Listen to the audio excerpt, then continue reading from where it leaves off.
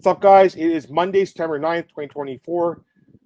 It is the MMAOB Daily Podcast. I am your host, as always, Adam Martin, joined by my co-host here, Mr. Big Marcel, and we are here to preview this mega card, UFC 306, the Sphere, which, is it a mega card? I don't know, Marcel. What do you think? Like, overall, what do you think of this card? The thing is, like, I think it's been wrongly promoted, you know. They know it's like there's going to be the biggest card in UFC history, but he was talking about the production, you know, and not about the fights. And it was like, it's just like, it's for Mexican Independence Day, this card, you know, so you knew it was pretty much all Mexicans on the card. Yeah. It's funny that actually the main event is not, but all Mexicans on this card. So I wasn't surprised. I also wasn't disappointed or whatever, you know. So 10 fights seems a little bit less, you know, because we are used to 13 or 14 or 12 at least. I'm good with 10 fights, man. I mean, it's already exhausting enough to stay awake for me, for example, 4 a.m. for a main card. So I'm always happy then. If it's a 4 a.m. card, 4 a.m.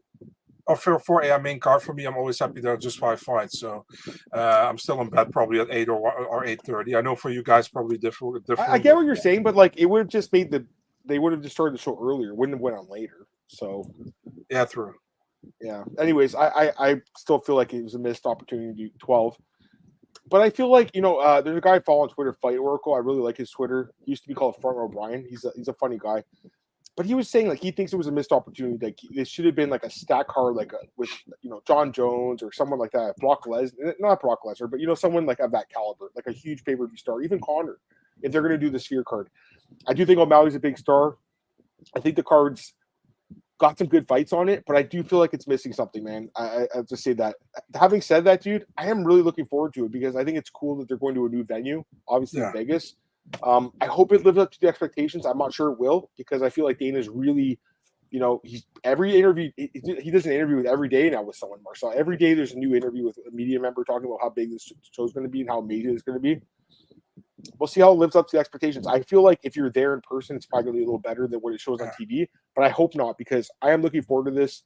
I'm going down to Sports Interaction on Saturday. I'm going to do the live stream with those guys again. They invited me today, so I'm going to go back with them. I've been doing a bunch of pay-per-views with them like all year, basically. Love doing with those guys. It's on YouTube or what? Yeah, we're on YouTube. Or it's on YouTube, but it's on Twitter. Like it's on Twitter Spaces too. Just go to Twitter Spaces. Okay. So, if you want, you can listen in. I don't know. Like obviously, you're going to be doing, you know, work. But if you want to listen in, we'll just be talking. And like I remember when we did 300 with the Max and Justin fight, like our reaction was pretty cool. They got that live, so. I've been enjoying doing the card with those guys, so I'm looking forward to that. Let's get some comments here, guys, and we'll go into the card. Glenn says, if you look at Ticketmaster, barely half sold. What's the biggest issue? Small, weak card, overpriced, clash with Canelo. I don't think the Canelo thing matters that much. I mean, it's an option in Vegas, but there's always options in Vegas. You know, Vegas is crazy, Marcel, for entertainment. There's a million things to do, literally. You know what I mean? I think the price is a problem. I think they overpriced the card. And I feel like the card is missing another big fight on it, personally.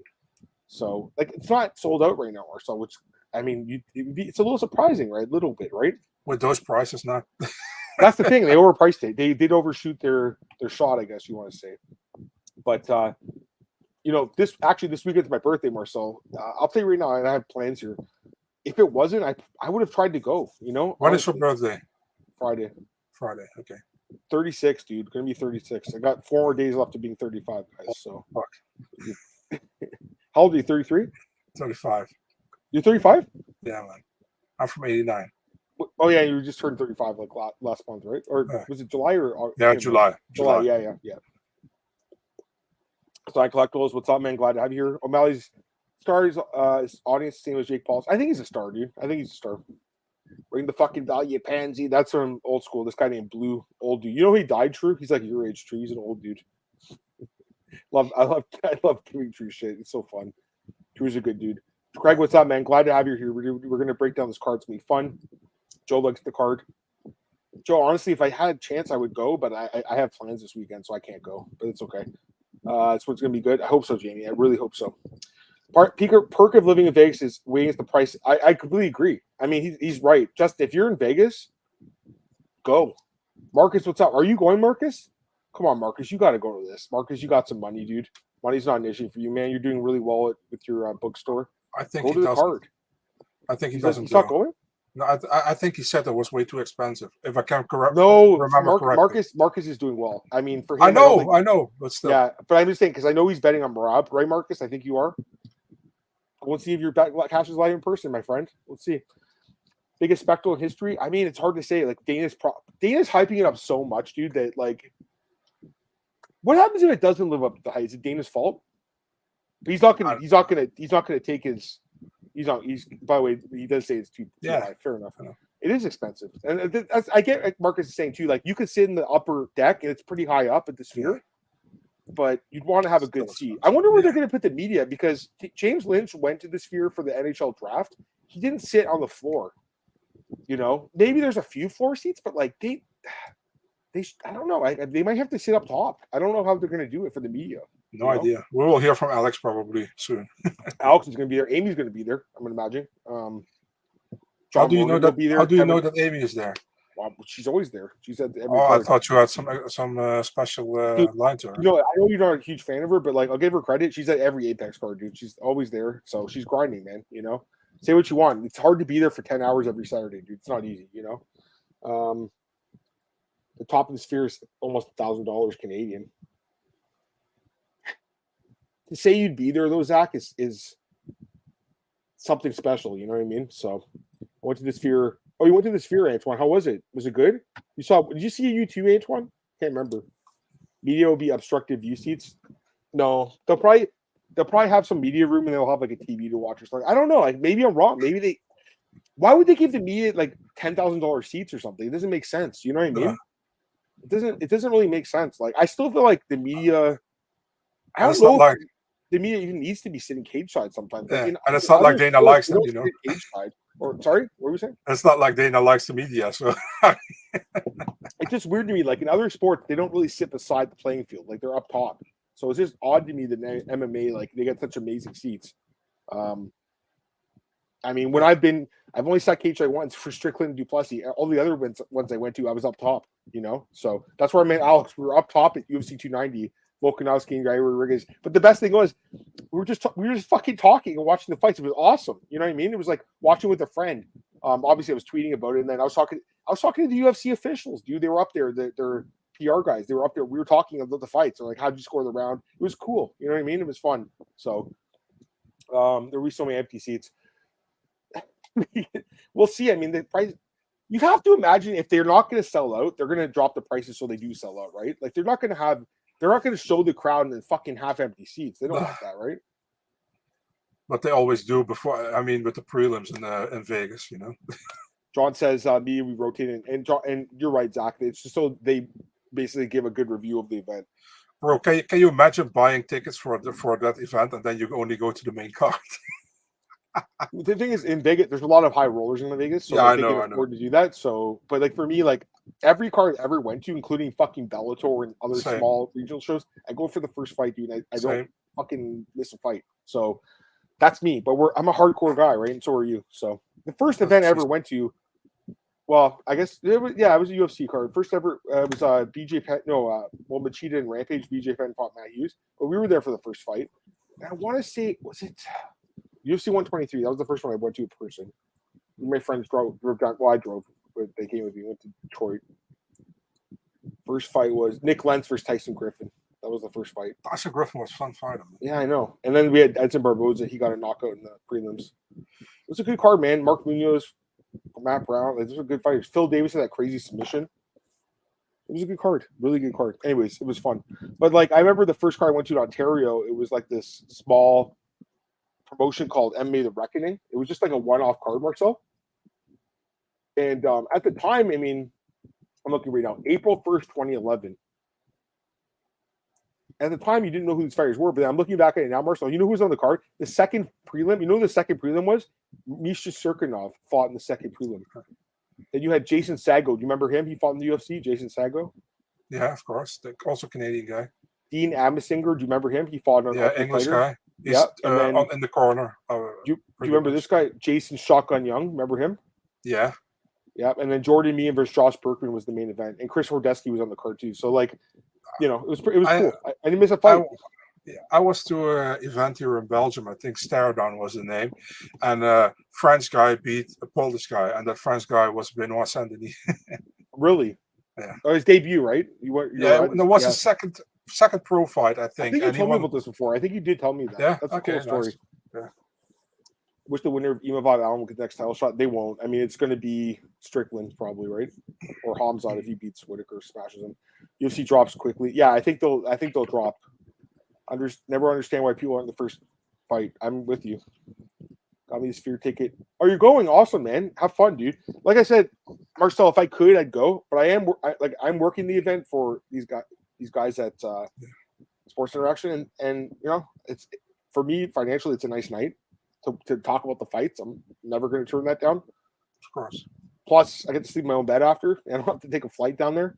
But I tell you right now, man, if I had other options, if it wasn't my birthday the night before, we're probably going to drink a few beers. I'd probably be there, man. I probably would, but it's okay. Yeah, I'm with this guy too. I mean, there's always, fun. That's the thing about UFC. It's always fun to talk to the fans. Larry, what's up, man? Glad to have you here, dude. We're going to talk about this card. All right, let's get into it, Marcel. Let's get into the card. I mean, I might as well ask you this now. What do you think about the card overall? Bro, give it a fucking 7, man. I don't think it's that bad as everybody says. I only think the bout order is kind of weird, but yeah. I do too. I agree with you on the bout order. But I kind of understand it too. Anyways, let's get into the card. Let's start with the first fight of the night, guys. We have Raul Rosas Jr. taking on Aoriqileng. First fight of the night. And he's a huge favorite here, Marcel. I don't know if you saw the odds. Did you look at the odds yet, by the way? No. Dude, minus 700 in the first fight against Aoriqileng, plus 500. Obviously, I'm thinking Rosas. Obviously. I mean, I know you are too.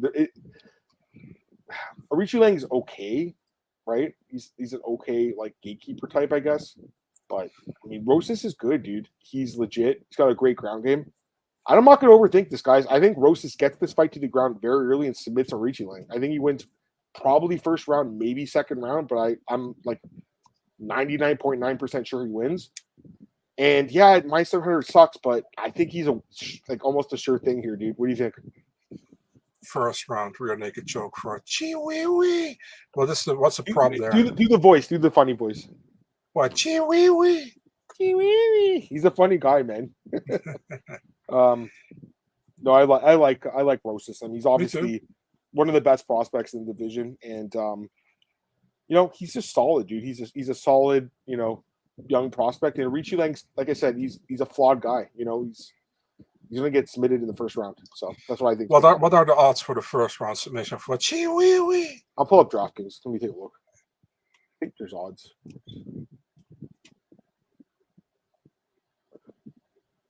Look here. There should be odds for this. First round submission or just any first round submission. Right. First round finish, whatever, Don't see them. Okay. They only have the props for the main event right now. All right. Yeah, unfortunately we don't have that, so that sucks. But they'll come out this week. Yeah, you know what? It's definitely. I mean, I know people are going to say, "Don't parlay this guy." I get it because it's risky, right? If he loses, you're like, "Fuck, it didn't add that much to my parlay." But I think he wins. If you want to take a look at round 1 or round 2, maybe there's that, or submission. I think he submits it, man. There you go. Psych Collectibles has the odds. I just looked at DraftKings Psych Collectibles. What book is that? Bet Online or something? You would know. We'll listen to him on this one. I think under 1.5. You like that? Yeah, of course. I said first round finish. Yeah, I like that too. I think that wins. And it protects you somewhat if Aoriqileng somehow knocks him out quickly, which I just don't see happening, dude. I really don't. So this is a setup fight for Raul Rosas to win. I honestly think he should be opening the main card. But opening the prelims is not the worst thing ever. All right, let's go to the next fight here, guys. Oh, by the way, here we go. Raul Rosas first round plus 145. I don't mind that, but I think it could be second round too. So something to keep in mind.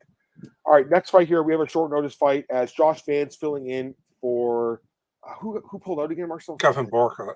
Kevin Borjas pulled out, and Josh Vance. What's his nickname again, Adam? I'm not going to say it on. I don't want to get canceled. I know you know.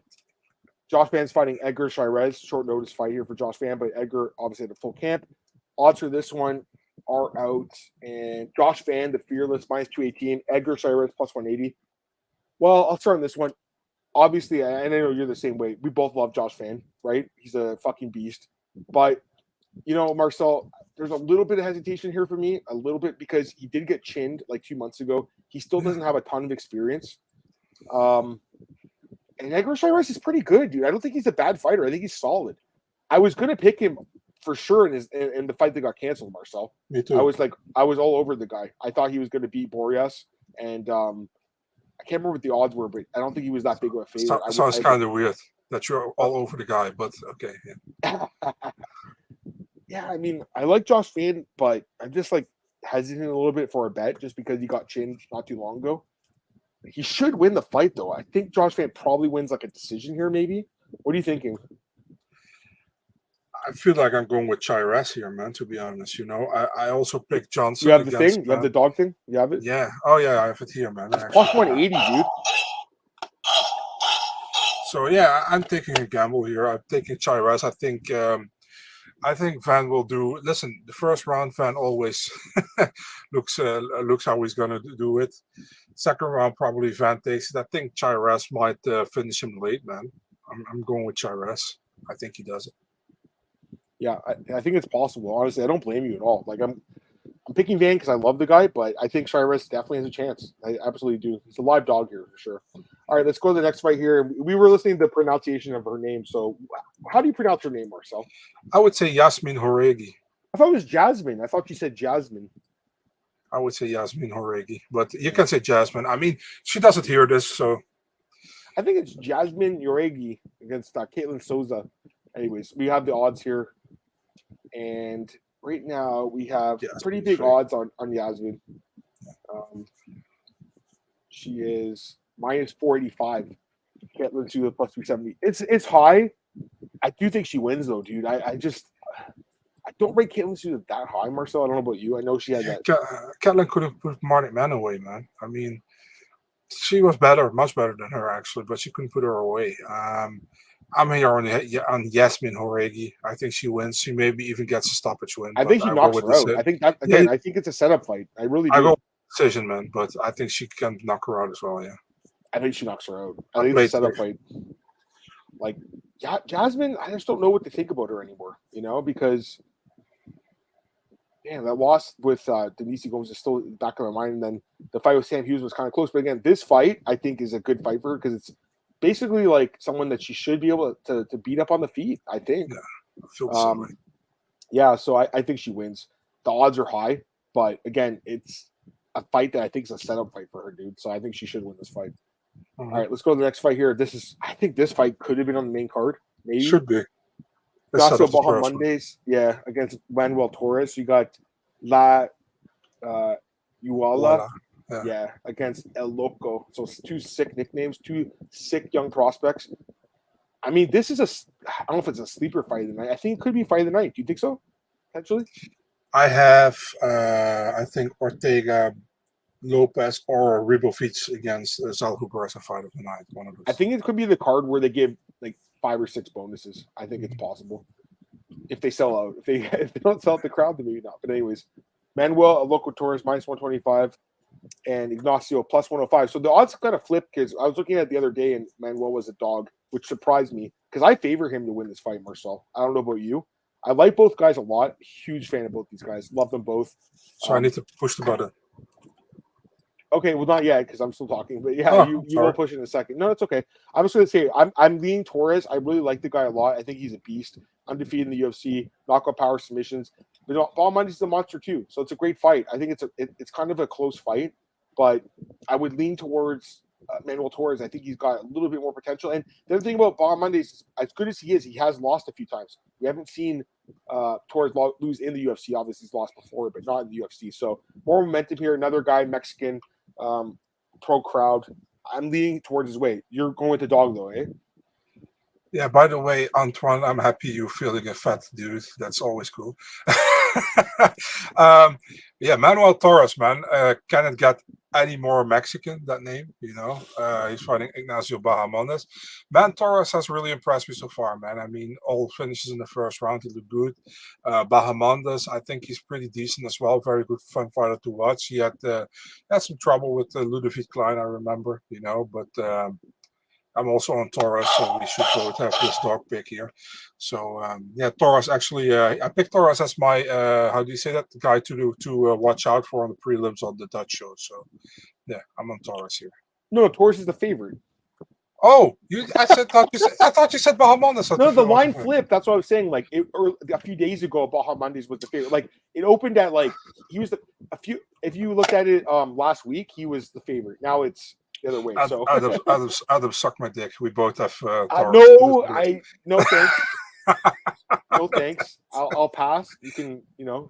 He only Adam says no thanks. He only blows. He doesn't suck. Oh my god, where did this podcast? You're not even one drinking a beer here. What the hell are you talking about, dude? What's that? What is that in that monster you're drinking? Is it actually Monster? Anyways, let's get some comments. What's up, man? Glad to have you here. I like Torres a lot. He's a beast, right? Yeah. I like him a lot. You like Bahamondes too, though, don't you? Like, yeah, I think it's a fun fight. You know, it's a very fun matchup. Great fight. I think it's one of the best fights in the card. It's a great fight.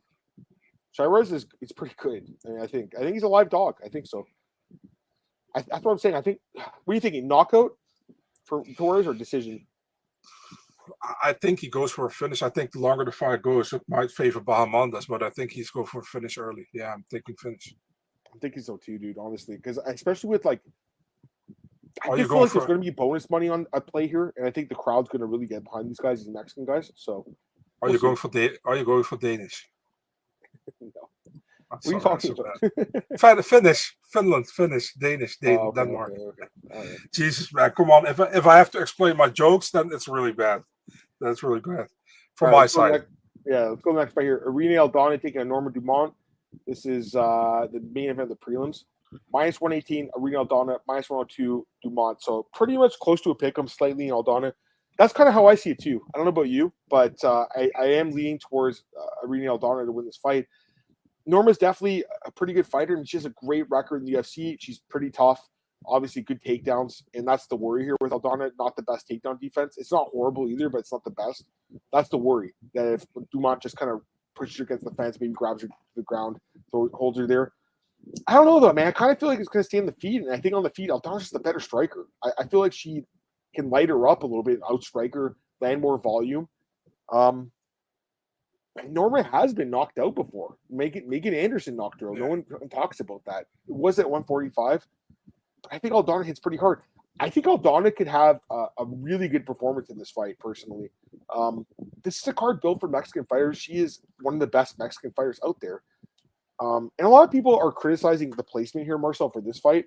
I'm not sure what you think about it. I don't mind it at all. Dude, I think when you have a fight of the year, like she just had against Carol Hosa, I think you should get rewarded with a big spot in the card, personally. I think that was one of the best fights of the year last year, personally. I agree. You had it ranked in your top 5, I think, right? If I'm not mistaken. Yeah, definitely. Maybe even second or third. Yeah. It was a phenomenal fight. And I think that Aldana has proven that she has 5 fight night bonuses, 3 fight of the nights. So she's like a Jessica Andrade type fighter. Like, she just has wars. So I love her. I've always liked Aldana. I think she wins here, and I gotta be honest, I'm a little tempted by the odds in this one. I don't know about you, but I am tempted here. It's like a pick 'em fight, and I think she wins. So, what's your pick in this one, my friend? I mean, Norma got some good features on her. You know, I think she's a pretty decent wrestler if you look at it. She took Jermaine around the meet down and she controlled that. But I think Jermaine was pretty much doing better on the feet, you know, but she didn't give her the chance. The thing with Aldana is I think Aldana is still pretty much a lot in the game, not like Jermaine. And Aldana is super, super tough, you know, and if she can keep it standing, I definitely favor her over Norma. If Norma can control her on the ground, take her down, then it's difficult, but I think Aldana will win most of the fight, and maybe she gets taken down, but I think she can stand up as well, and she does well. So I'm going with decision win for Irene Aldana here. There you go. I mean, that's another option. You know, I think a knockout's possible, but I think most people will be on decision here. I get that. I would rather just play Aldana, though, because I just think she wins the fight, so... That's my pick. Let's go to the next fight here. Oh, yeah, Macy. Hey, Macy, you know what? I bet on Aldana on that fight, true, and that was scary, dude, until she got the knockout with that nasty kick to the body. It was She scary. was losing pretty much. She was losing the fight. I was scared, dude. I was like, oh, man, are you fucking serious? I'm going to lose this one? I can't believe it. But I will say this. Macy's pretty good. You know, Macy's a good fighter. She's proven that. Macy's one of the best fighters in the division. So we'll see what happens here with this fight. Let's go to the next one. Opening main card bout, and I still think this is a weird placement in this fight, but I will say our good friend Alex Bahunin kind of made a good point that Ronaldo Rodriguez has the second most, I think, followers, right, for any Mexican fighter, something like that, 500,000 followers on Instagram. So he's very popular there. So the UFC looks at that. They look at the metrics. They look at the social media. That's probably why he's opening the main card, because I think this, to me, this was like the most obvious fight to open up the card, personally. Taking on Ode Osbourne here. Odds for this one, minus 130 Ronaldo, plus 110 Ode. Dude, I like Ronaldo Rodriguez in this fight, though. I really like him here. What am I missing? Why are the odds so low in this fight? Ode is a guy that has been finished 5 times in the UFC, guys. 5 times, including 3 submission losses. Ronaldo's got a good ground game. I know they do have a common opponent, Jerome Rivera, I believe, right? That was the common opponent. Ode knocked him out, and Ronaldo lost the decision. But I think I remember that fight, Marcel. It was kind of a bad decision, right? Remember that? On the Contender, if I'm not mistaken, wasn't it kind of a? Yeah, definitely. I think Ronaldo won the fight. Was it against against the Jerome Rivera guy, right? Yeah. Yeah. So I think the guy's good. Obviously, Lazy Boy, you know, good prospect, tons of experience too. He's a lot of fights, right? So I think this guy wins, dude. I can't pick Ode Osbourne. Ode Osbourne's the guy that gets finished all the time. I think it's finished here. Ronaldo Rodriguez, I'm thinking a submission. Ode's been submitted in 2 straight fights. Ronaldo has a good ground game, so that's a prop to potentially look out for. I don't know what the odds are. I don't know if they're out yet, but potentially look at that. Maybe Rodriguez by submission. I'm pretty sure he wins this fight. I love the odds here at minus 130. What do you think? I also have Rodriguez here, man. I think this is a fight for him to win. And yeah, Dana was hyping him up as one of the most amazing prospects from Mexico. I was like, dude, if you really feel that way, why didn't you sign him earlier? You know, and then wait for such a long time. I like Rodriguez. What I saw, I'm very convinced that he's like top level guy. I don't know, but yeah, I'm picking Rodriguez here as well. It's like.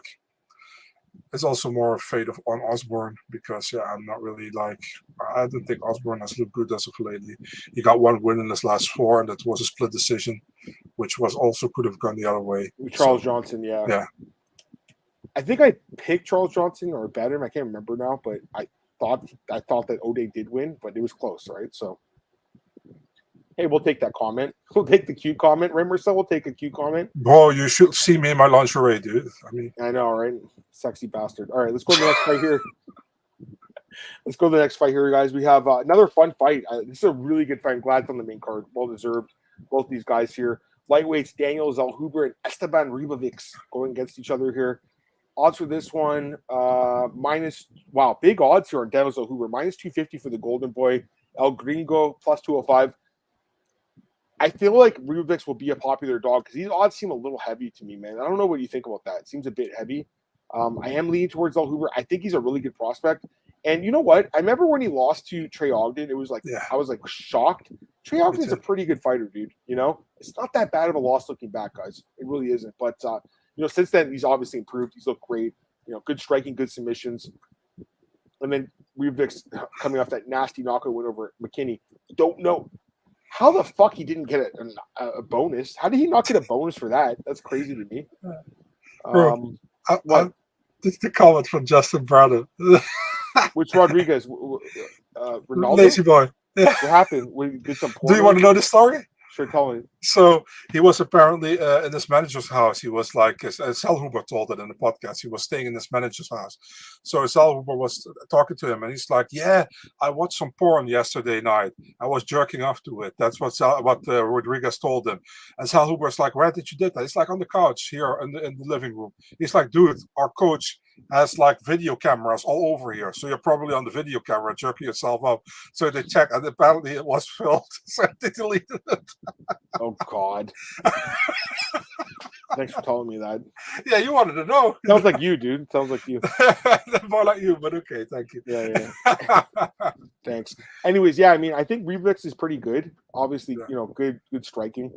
I still think Zellhuber is the better prospect, though. I have to lean his way. Decision, probably. I don't think Ribovics has finished before. Probably decision Zellhuber. He hasn't really been finishing, guys. Maybe this is the card he gets. Well, he did finish Galgos, I guess. Yeah. Mostly goes to decision. I'm going to lean Zellhuber, but I don't love the minus 250. Like, I just think it's a little high. What do you think? I feel like this might be a likewise fight as the Lloyd Rodzabov Ribovics one, where Zellhuber does very well in the beginning and then Ribovics probably does very well in the last round, But I still going with Zellhuber. I think he wins at least 2 out of 3 rounds. So for me, decision for Zellhuber. Also think in mind, man, there will probably a lot of Mexicans in the crowd, and they will make a lot of noise. So, I mean, a punch from Zellhuber probably sounds harder than a punch from Ribovics, you know what I mean? And that's something to take in mind as well if it goes to the judges, So yeah, no, I mean it's definitely something to keep in mind for sure. JP likes Ribovics. I think the odds are a little heavy, right? Yeah, that's the odds though. That's true. Yeah, that's true. I agree. Should be a little bit more closer. Yeah. I think Zellhuber should be favored, but not as much as he's now. Yeah, no, I completely agree with that. All right, let's go to the next fight here. We have a rebooking here between Diego Lopes taking on Brian Ortega. Obviously, they were supposed to fight in the summer. Fight got canceled at the last minute when Ortega missed weight, or he made weight. Sorry, but he got sick after weight cut. Right? We're still not really sure. I don't think it ever really came out what happened. Right? But the fight didn't happen. Diego Lopes wanted to fight Dan Ige, won a close decision. Odds for this one pretty similar to the first fight. It's a little bit heavier, I think, on Lopes, but not by much. Diego right now is minus 180. Brian plus 150. I know you picked. I'm going to ask you. I'll start with you. Actually, you picked Diego or Brian the first time. I picked Diego. You're switching your pick. You're keeping the same pick. I'll stay with my pick, man. There you go. So you have an underdog. Hit the button. Let's go. There you go. So I'll stay with my pick. And the thing is, I like Diego actually a lot. Also on a personal level. He's a great dude. And I hope he does very well, but at the same time, Ortega is fucking sneaky, man, with how he fights, He can get a submission out of nowhere. And we know Diego is very good at submissions as well. He's BJJ trainer of Alexa Grasso, But at the same time, man, Ortega, I feel like he's still above Diego right now. I think Diego is coming up, but I think it comes too early. And maybe I'm wrong. We'll see, but I think it will be a mixture of ground game and stand-up. And I think Brian wins, maybe even finishes him. I wouldn't be surprised, but I'm going with the decision for Brian here. I think this was pretty tough to call, to be honest with you. Yeah. I'm going to lean towards Diego, though. More momentum here, and I think the guy's the real deal. But Brian's a beast, dude. And I do feel, looking back at that Ige fight, it's like, what happens if Diego doesn't finish? Now, I will say this. If this was a 5-round fight, I would probably lean towards Ortega. Because it's 3 rounds, I think it could look like the Ige fight where he wins the first 2 rounds and the 3rd round, it's a little tougher for him. What are you going to say? Can I break in a little bit? Because the thing is, listen, man, Ige, all credits, but many people saying it's a short notice for Ige. Ige was actually already in training camp for after. Yeah, exactly. And Diego Lopes was actually short notice against Brian Ortega 2 weeks before the fight happened. It got announced, So he was actually more short notice if you look at it that way. That's true. Okay, well, that makes him feel even better than about my pick. Yeah. But yeah, I think it's going to be a tough fight, though. I don't think he finishes Brian Ortega. Brian's basically hard. He's almost impossible to knock out or submit. So I think it could look like the day you get fight, though, where he wins the first 2 rounds, gets a little tired, and then survives, and then wins the decision. So lean towards Diego. Probably just stay away from this one, but yeah, I lean towards Diego Lopes to win the fight. I like the guy. Couple comments here. Tristan Ortega big for the weight, could miss. Something to keep in mind. That's the other thing, and we talked about this a little bit. When you only have 10 fights, if one of them falls off for a weight miss, it's bad. Then you go to 9 fights, right? Or someone gets sick, 8 fights. Something like that, Marcel. So that's the worry with the 10 fights. That's why I don't love it. But Python and Anaconda, yeah. I don't think Ortega can stand up to Diego Onslaught. I kind of feel like he's going to piece him up too, personally. But we'll see what happens. And Brian's as tough as he gets. He's almost impossible to finish. I know Max stopped him with the doctor stoppage, but and yeah, injured him. But I still laugh when I think about the most recent fight from Brian, where he had submitted Ortega or Jair, and then the ref tried to cut to stop the fight, and he keeps on, and he's like, "Oh, I'm sorry." no, Brian, he's a beast, dude. I mean, I've always been a fan of the guy. He's a very good fighter, no doubt about it. All right, let's go to the co-main event here. We have the trilogy fight between my favorite fight. Yeah, Alexa Grasso and Valentina Shevchenko 3. The odds are -130, Alexa Grasso, +110, Valentina. So, yeah, I mean, listen, I understand they have to do it again because Mike Bell, our guy, who we think is one of the best judges, really gave a horrible scorecard. And you know what? I'll say this. I thought Shevchenko did win the second fight, right? I did think she won. The scorecard was bad. It was a draw. That being said, Marcel, I am leaning towards Grasso for this trilogy fight regardless because I just think, man, she's more in her prime at age 31. Valentina's 36 now. She's not getting any younger. I feel like that Alexa can show a little bit more in this fight. I think she is really good. Obviously, she hasn't lost yet at flyweight, so she's in the right weight class. I think it's a close fight, though, man. I think it's going to be a competitive decision. I don't think there's a finish in this one. I know she submitted her the first time, but I think it goes to 5. And I think Grasso wins like a close decision, 48-47 type decision. So I am leaning Grasso. The odds have been kind of bouncing around on this one, too. At one point, it was, I think, Shevchenko was a favorite, I believe, small favorite, or it was like close to a pick 'em, but it looks like a little bit of money's coming in on Alexa now. I do think she wins the decision, though. What are you thinking? I hope for another draw. No, I'm just kidding. God, what are you guys doing? Putting that juju in the universe? No, I had the first fight. I had 2, 4, and 5 for Grasso and 1 and 3 for Shevchenko, but I didn't see a 10-8 round. So, yeah, I mean, the thing that bothers me here is with Shevchenko is that in every single interview I hear, the first one was a fluke and the second one I got robbed. There was no self-reflection at all, and maybe she has it, but she doesn't show it on camera, but it's like people did her wrong or anything, it's like it was a close fight. Of course, the 10-8 shouldn't have been the 10-8, but at the same time, you could have lost the 4th round and you would have still lose, in my opinion. But if there wasn't a 10-8, she would have won a split decision. I know that. I mean, I think will be another close fight. Like you said, I'm picking Grasso as well here to win by decision. And, man, let's hope this fight gets a clear winner this time. I actually hope there is a finish in this one, because I thought you were about to say, I hope there's a 4th fight. No, we don't need a 4th. I'm not really pumped for this one, to be really honest, because in my opinion, we didn't really need the 3rd fight. Yeah. I understand they did it, but we didn't really need it. It's stagnating the division. It's because Mike Bell scored the fight that's wrong. Because I think, honestly, if Valentina won the decision, I don't think they would have did it again. Maybe down the road, but not immediately. No, not immediately. No. Yeah, because obviously the bad scorecard and then Valentina complained about it. I don't blame her. But the funny thing is what happens when Valentina wins now a split decision, which I think you might see the 4. What do you think it's going to be like Moreno and Figueiredo? They do 4? Bro, it would suck so much for Manuel Fiorot, Like I said to Marcel, I don't know if I said it on camera or off, but I'm always hoping Manon gets the shot. She deserves it more, Yeah, I agree. Manon definitely deserves the winner of the fight. Yeah. Okay. Let's go. And by the way, she is the official backup, right, Marcel? 100%. Yeah. She's weighing in. Yeah, she called me today. No, just kidding. Yeah, she. But the main event, here we go, Sean O'Malley and Merab Dvalishvili. There's no backup, you're saying. You were telling me this. There's no backup at all. I think Ali just posted something. He said, yeah, he did. Let me see. Ali said he's cage side, so he gets the winner of the fight. That's all he said. Oh, Umar? Yeah. Well, I imagine Umar will be, but why is he not the backup? I don't know. Maybe he didn't want to. Maybe they didn't get offered. I don't know. What happens if someone gets sick or then we have the 3rd fight between Valentina against Grasso for the main event here in the Sphere. We had an actual Mexican on the main event. That's so risky by the UFC, and that's why Dana was so pissed when Merab posted the cut, because he's probably thinking, what the fuck? Now I have to do all this rendering again for 10 days or whatever he kept saying. And then he comes with a huge scissor.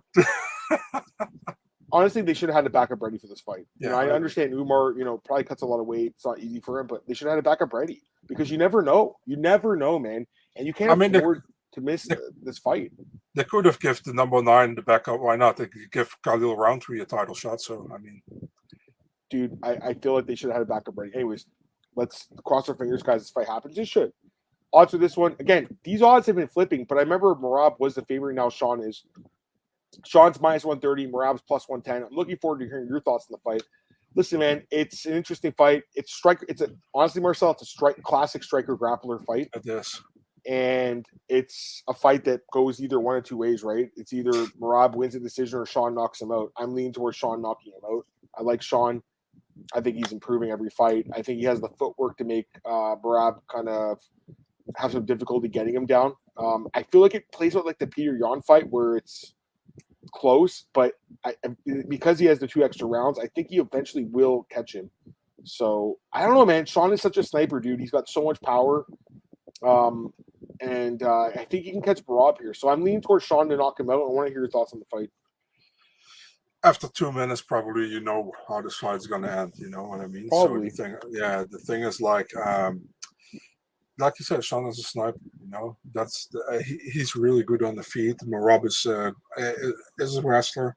The problem I always had with Merab, I really like Merab a lot, but the thing is like, if you're really good, and that's maybe not true, but that's my opinion, you're a really good wrestler, you don't need 30 takedowns, you know what I mean?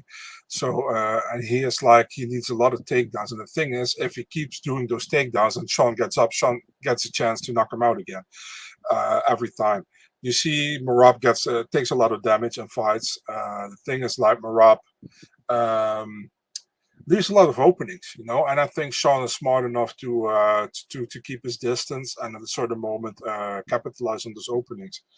So for me, it's like, if it goes to the later rounds, I think Merab can do work there, but I think Sean finishes it early, man, to be really honest. I even see first or second round knockout, I think, TKO.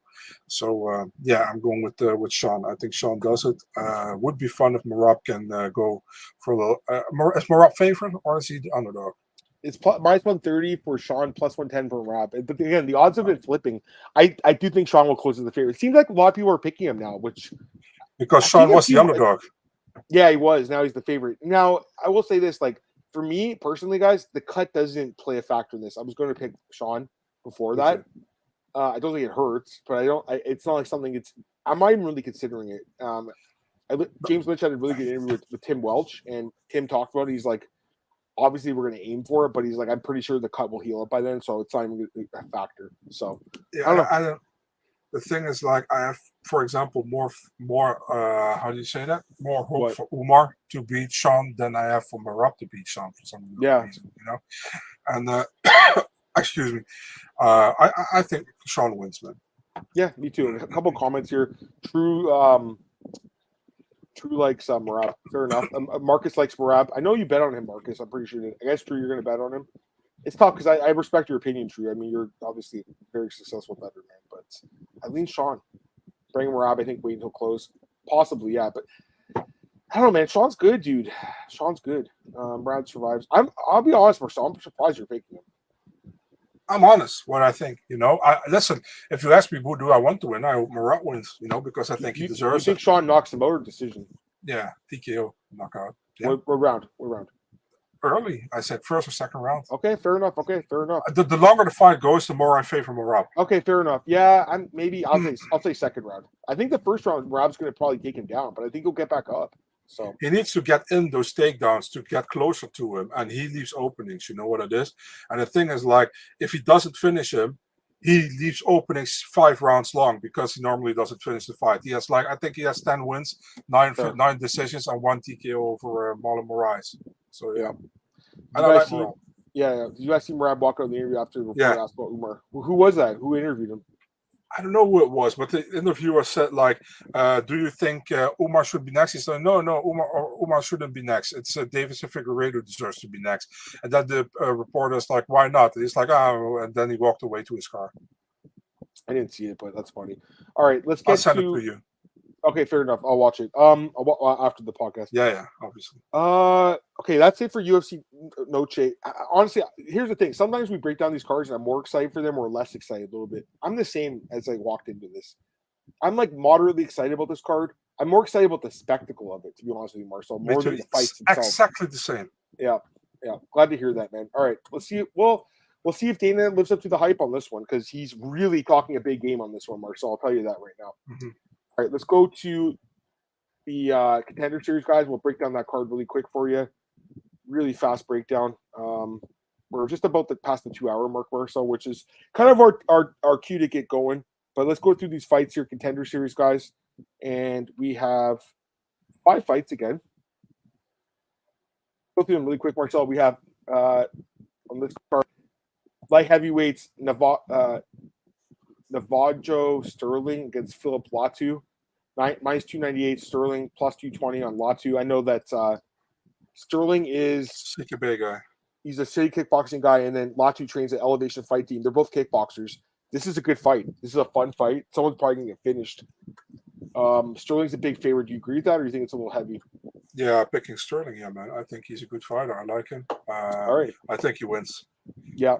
Cody Steele against Kamel Otani. So I was looking at this fight, and I'm like, man, these odds seem heavy because this is the guy that submitted Alex Pereira. Did you watch the fight? Have you seen that fight? No. It's on Twitter. Someone posted it today. I watched it. It's very short. Okay. He beats the fucking shit out of Pereira. Now, it was 10 years ago, but he teed off on him. Pereira's chin looked really shaky in the fight. 85, right? I can't remember what weight class the fight was at, but he's fighting at 55 now. Yeah. So that's interesting. Cody Steele's a really good prospect. I know our guy Alex Bahunan's really high on this guy. He's a Fear UFC guy. Minus 210 on him, plus 160 on Otani. Yeah, I mean, Steele, I get it, but man, I kind of feel like this Otani guy is still like a really interesting prospect because that went over Pereira that aged really well. It was a long time ago though, so I don't know, man. I would stay away from it personally, but I kind of hope this guy wins because it's something interesting to have on the roster, a guy that's beaten Alex Pereira. What do you think? Yeah, but it doesn't make sense because he's at 155 now, so they won't fight again. I'm going with Steele here. I think Otani has a great win over Pereira. That's true, but it was like when Pereira was still full into kickboxing. Yeah. So but again, watch the fight because dude, he beats the shit out of him. Like, I'll check it out. It surprised me. I was like, what the fuck? Like, because he teed off on him on the feet. It was weird. All right. Next up, Yusri Belgarui. God, I'm so sorry with these names, guys. These are tough. That's my country, man. I checked UFC media. They don't have the pronunciations yet, so I can't go and listen to them. I can't tell you. How you say it? Yusri Belgarui. He's Netherlands? Yeah, he's from the Netherlands. He lives in Amsterdam. There you go. Taking on Taiga Iwasaki. Any thoughts on this fight? Oh, by the way, the odds. Let me the odds quickly. Yeah, he's a big favorite. Minus 720. Holy shit! So he should win. Yeah, he was supposed to fight that Anja Bekov guy, the Russian, but Iwasaki took a short notice. He should win, he fought. Yeah, he fought Tulio last year. Yeah. Yeah. So last year he got bit by a tick, like a month before the fight, and he was on antibiotics 1 week before the fight even. And the UFC knew that, but he took the fight. He didn't want to turn it down, and they gave him another opportunity. He's training with Alex Pereira, Glover Teixeira. For some time. He's also always with Alex Pereira in his corner. I think he wins, man. He should win. He knows he has to win if he wants to go to the UFC, and I have all trust he can do that. Yusri is a fun guy, man. He's a kickboxer. He beat Alex Pereira in kickboxing. He also got beat by Alex Pereira in kickboxing. They were foes before, now they're friends. So, yeah. Yeah, for sure. We got the Georgian guy. I don't know if Georgie's listening, but we got Otar Tanzilov, taking on Josias Musasa in the odds for this one. Oh, it's super weird. His name is Tanzilov everywhere, and the UFC and ESPN has him listed as Tanzilovi. Okay, that's interesting. But anyways, I was just looking at topology. You might be probably whatever they said is probably what it is. Yeah. He's minus 210. Musasa plus 160. Any thoughts on this? Yeah, I'm picking Tanzilov or Tanzilovi, whatever the fuck his name is. I think he wins the fight, but this is just a pick, you know. Yeah, for sure. And then we have Corinne Laframboise. See, Marshall, I'm pretty good with the French, right? I'll say that. Nicole Cagliari. Corinne's a favorite, right? Yeah, it's like close. Pick them, basically. Minus 120, minus 110. Corinne was supposed to be on the show last year, got pregnant, right? Pregnant, yeah. Yeah. And she's 35, right? Yeah, she's my age, and she has a lot of experience. Like she's fought some big fighters. Yeah, she fought Manuel. She fought Jamie Horth, Jade Mason Wong, who Marc-Andre Barrow's ex-girlfriend, Marcel. You know her? Yeah. She has a decent amount of experience. She's fought in UAE Warriors, TKO. She's been around for a while. I don't know how good she really is, though, man. She's looked good lately, though. I kind of feel like the other girl has more potential. She did lose to Kay Hansen, though, Marcel. She got submitted by Kay. and it's Kiri Kondo, who was also in the UFC for a while, right? I guess I'll. You know what? Fuck it. I'm picking the Canadian, Marcel. Let's go. Let's go with the Canadian here. So her last name, that's like a raspberry in Dutch. So can you say it? Can you say the name? Corinne Laframboise. Yeah, of course. You're good at that. That's good. Nice job. Yeah. Thanks.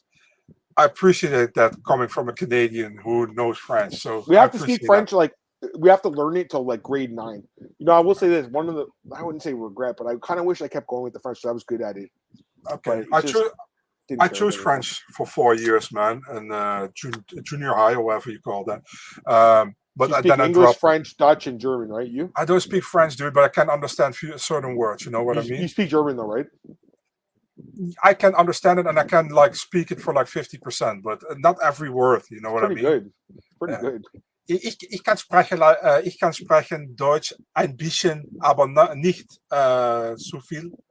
But I can do a little bit. Dutch, you're fluent, right? Yeah, of course. That's my language. You know, native tongue. What about Russian? No, but I can read it a little bit. You know, you're good, man. Good for you, dude. Yeah, for example, if you have those names, you know, like the H or like the. Let me think. I think the N is an H or something, but I have to see them combined letters. Otherwise, I don't know. What about Flemish or whatever it's called?